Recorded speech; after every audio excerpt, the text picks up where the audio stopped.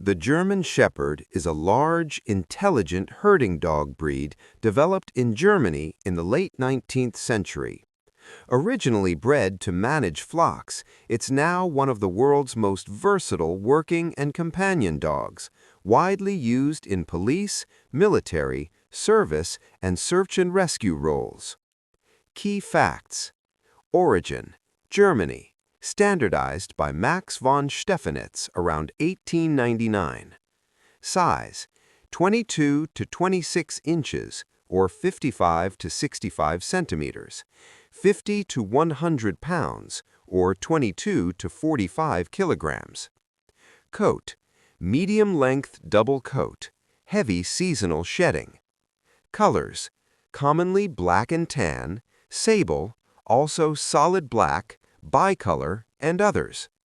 Lifespan: about 9 to 13 years.